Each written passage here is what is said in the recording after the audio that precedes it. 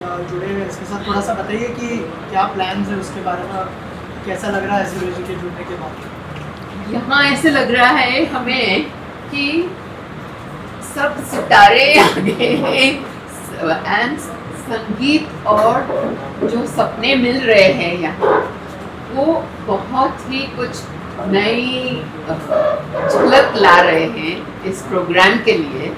तो संजीवनी और सुरेश जी जो साथ में हैं तो ऐसा लगता है कि हम अभी सब कुछ जीत लेंगे।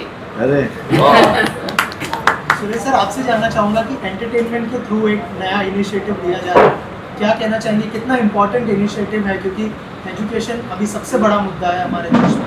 नहीं, ये कैसे है कि ये ऑलरेडी ये लोग इतना बड़ा काम कर रहे हैं। अब ये मुझे मालूम है इस चीज़ के लिए दासवानी साहब या लिली जी जानती हैं कि ये सब चीज़ें चलाना कोई खाने की चीज़ नहीं है कि होटल में गया बड़ा सांभर मंगवाया या डोसा मंगवाया। ये चलाने के लिए जो मेहनत लगती है, और मेहनत का बेस क्या है, जब तक पैसा नहीं हो, जिसको मराठी में बहुत अच्छा अवडंबर नहीं कर सकते आप, उसके लिए पैसा इकट्ठा करना पड़ता है। इंसान को चाहिए खुद की जेब से भी वो लगाता है, मगर कब तक लगाएगा वो। तो ये चीज़ों को बढ़ाने के लिए हमारी जो माई बाप है जो इस प्रोग्राम में आएंगे वो अपनी तरफ से कंट्रीब्यूट करेंगे, और ये संस्थाएं इसी तरह चलती रहती है और पब्लिक आएगी और इस प्रोग्राम का वो बढ़ावा देगी, तो ये संस्था बहुत अच्छा रोलिंग में आएगी। और रोलिंग में लाना बहुत ज़रूरी, इसलिए मैंने बीच में बोला ना कि सरकार को भी थोड़ा सा ध्यान देना बहुत ज़रूरी है। जितना स्पोर्ट्स में देते हैं वो खुद भी बहुत इस तरह का काम करती है सरकार, गांव-गांव खेड़ों में जाके इस तरह की जो सामाजिक कार्य करते रहते हैं, और ये संस्था भी जुड़ी हुई है, उसी तरह का काम कर रही है। तो इसको बढ़ावा देने के लिए ये प्रोग्राम अरेंज हुआ है। उसके लिए हम भी तैयार हो गए कि भाई चलो एक अच्छा काम कर रहे हैं।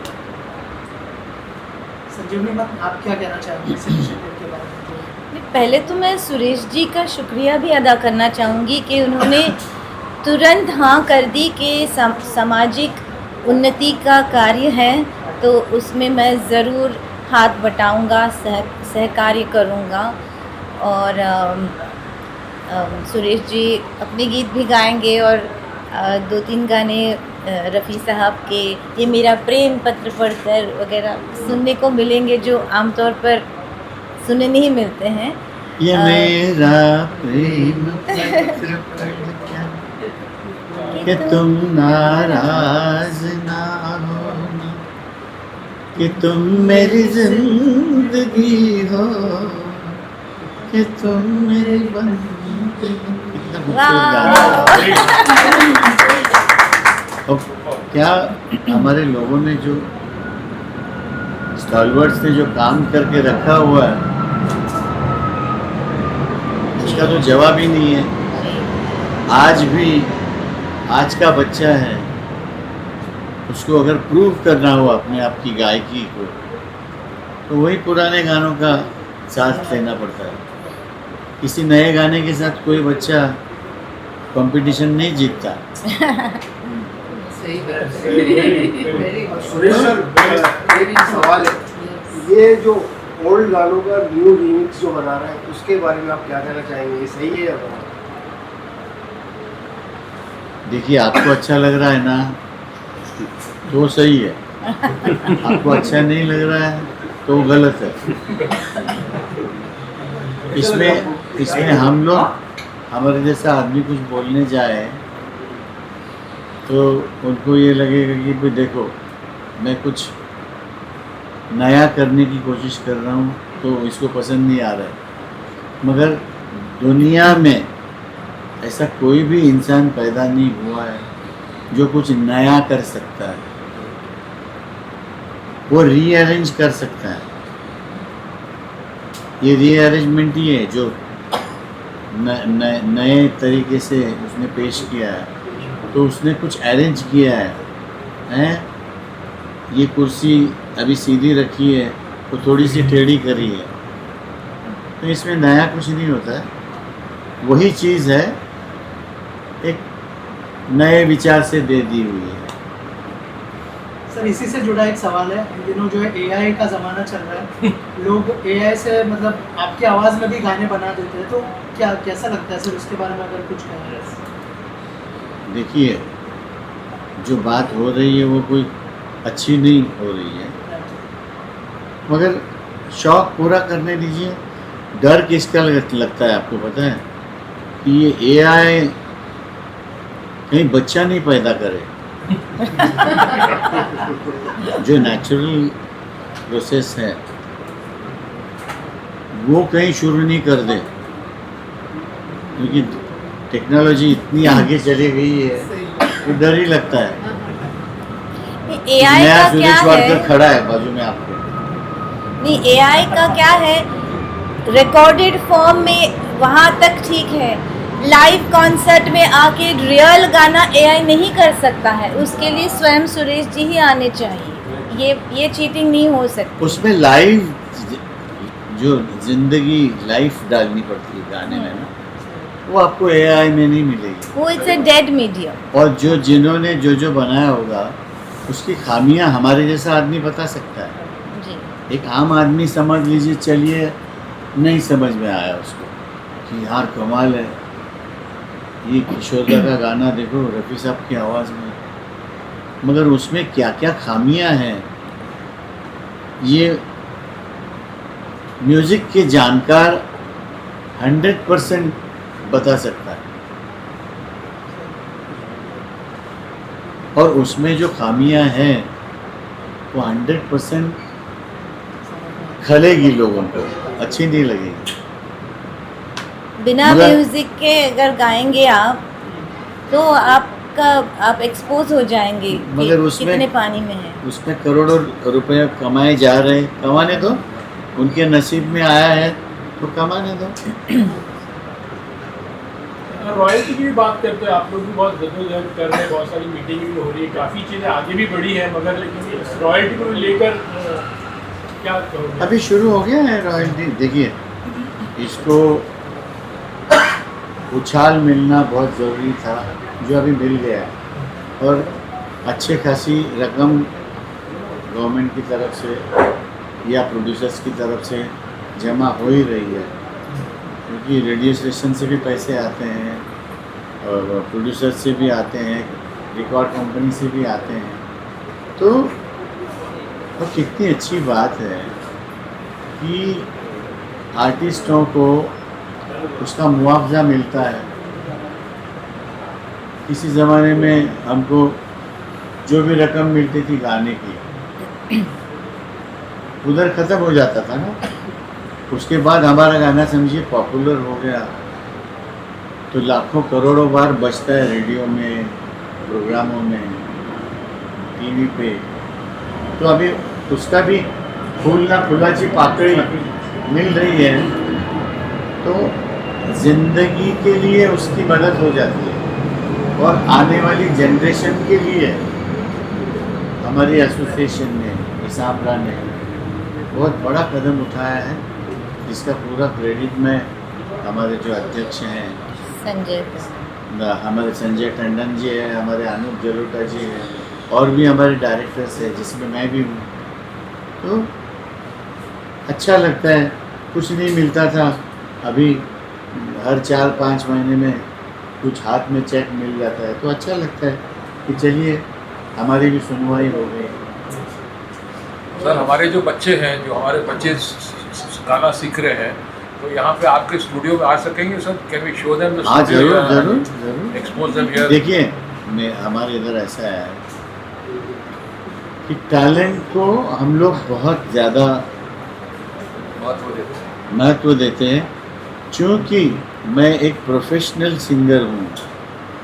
पिछले 50 साल से रादर मैं 4.5 साल की उम्र से गा रहा हूँ, मगर as a professional playback singer करके मुझे 50 साल पूरे हो रहे हैं। तो और गाना बजाना दासवानी साहब ऐसी चीज़ है कि उसको लेके आना पड़ता है। मैं ऊपर हाथ कर रहा हूँ, उसने भेजना होता है, देना होता है गले में।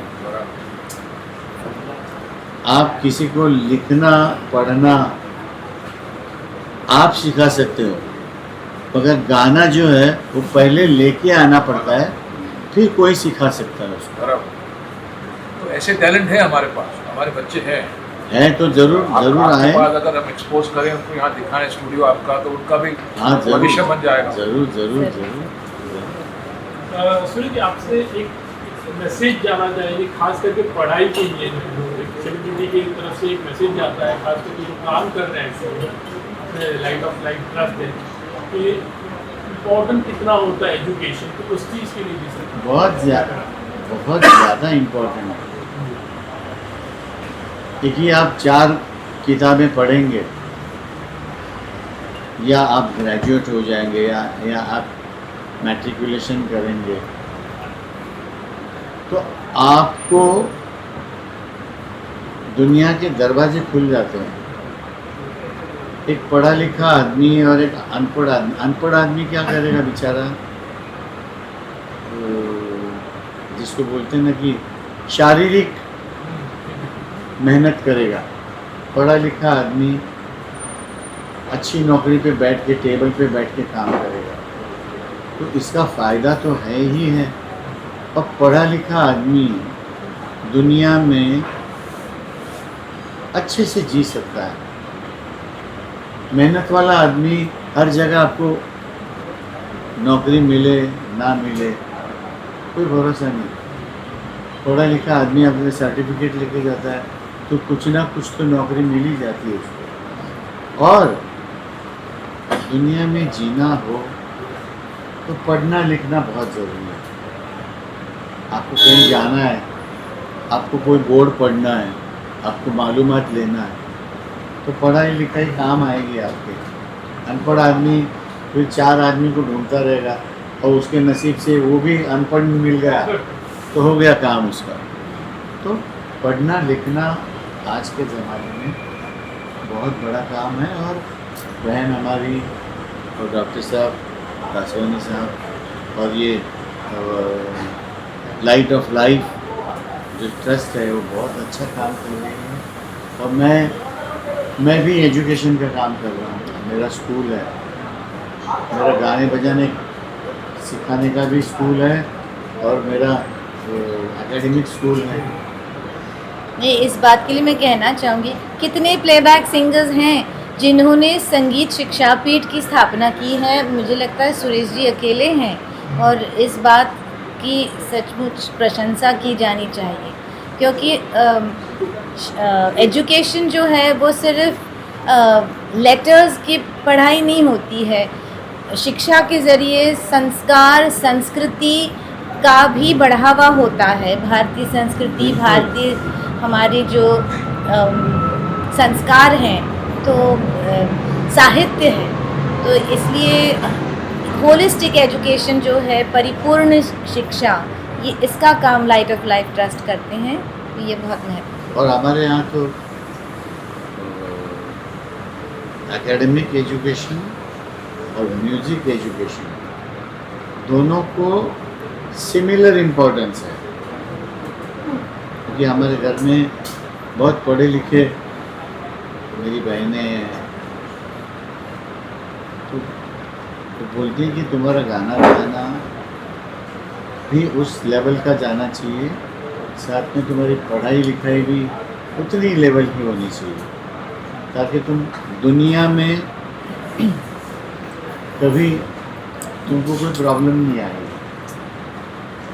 और हमारी संस्था को हमारी संस्था को हमने लाइट ऑफ लाइफ ट्रस्ट बताया। या और ये जो लाइट है, ये प्रकाश है जो शिक्षण का और जो संस्कृति का और जो हम कैसे जीवन में जी सकते हैं उसका जो प्रकाश है वो सबके जिंदगी में आना चाहिए। ये झलक टॉर्च बेयरर वही होंगे जो नए जो यंग बच्चे हैं। जी, absolutely. So light of life, प्रकाश में जीवन बनना चाहिए सबका, यही हमारा सपना है।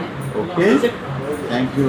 राज कपूर साहब का हम लोग ट्रिब्यूट देने वाले हैं, तो किस तरह से तैयारी में रहेंगी, क्योंकि अनगिनत गाने हैं उनके, तो आपको चूज करने के बहुत लिए- अच्छा चूज किया है। संजीवनी खुद इतनी टैलेंटेड लड़की है और सुरीली है और अच्छा गाना पसंद करने वाली लड़की है, तो उसने जो लिस्ट बनाई है वो बड़ी खूबसूरत है।